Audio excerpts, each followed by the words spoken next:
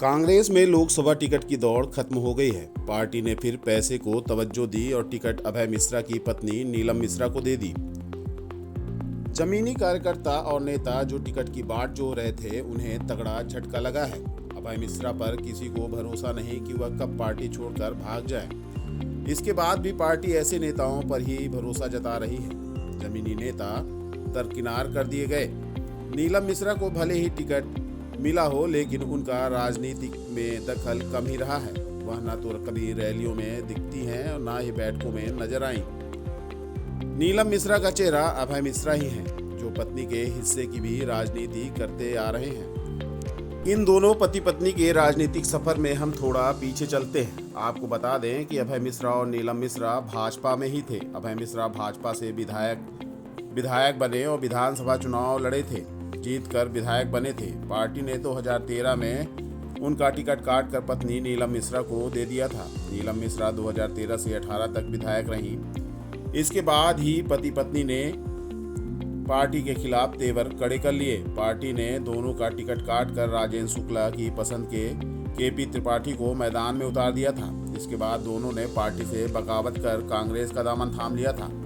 हाल ही के विधानसभा चुनाव के दौरान दोनों पति पत्नी ने जमकर उछल कूद मचाया था।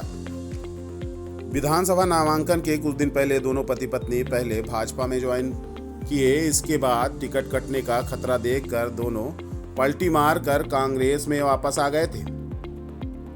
इतना ही नहीं, अभय मिश्रा ने कांग्रेस में वापसी टिकट के साथ की थी। इसका पार्टी में जमकर विरोध हुआ था। जमीनी कार्यकर्ताओं को दरकिनार कर दल बदल करने वाले अभय मिश्रा को ही टिकट दे दिया गया था। हालांकि उन्होंने भाजपा प्रत्याशी केपी त्रिपाठी को मात दे दी थी। अब वह रीवा से इकलौते विधायक हैं। यही वजह है कि उन पर पार्टी ने फिर से दांव खेला है, उनकी पत्नी को टिकट दिया है। लोकसभा टिकट वितरण से अभय मिश्रा भले ही खुश हों, लेकिन पार्टी में अंदरूनी कलह शुरू हो गई है, जिसके परिणाम होली के बाद दिखने शुरू हो जाएंगे। हालांकि टिकट वितरण में भले ही कांग्रेसी दुखी हों, लेकिन उन कार्यकर्ताओं की बल्ले बल्ले हो गई है, जिन्होंने विधानसभा चुनाव के दौरान जमकर मजे उड़ाए थे। अब यदि बात दोनों प्रत्याशियों की करें तो भाजपा के जनार्दन मिश्रा और कांग्रेस की नीलम मिश्रा, दोनों ही चेहरों के पीछे चुनाव कोई और ही लड़ेगा। जनार्दन मिश्रा डिप्टी सीएम के यसमैन हैं और नीलम मिश्रा अभय मिश्रा की पत्नी हैं। ऐसे में चुनाव की टक्कर राजेंद्र वर्सेस अभय ही होगी। अब देखना है कि इस मर्तबा चुनाव कौन जीतता है।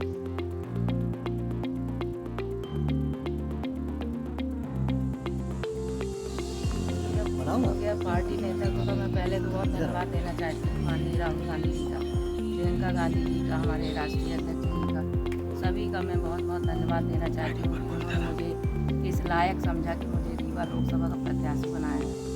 और रही सांसद जी की बात, तो अब मेरा तो पूरा प्रयास रहेगा कि रीवा में जो भी मतलब मेन विकास है वो होना चाहिए। बड़े बड़े काम तो ठीक है, बहुत हुए ज़मीनों को बेच के, लेकिन असली विकास जो है, क्योंकि क्या है कि एयरपोर्ट बना देना या कि ये ट्रेन ले आ देना, ठीक है ट्रेन अच्छी बात है, लेकिन जो आम जनता है वो परेशान है। गरीबों का कोई भी काम नहीं हुआ।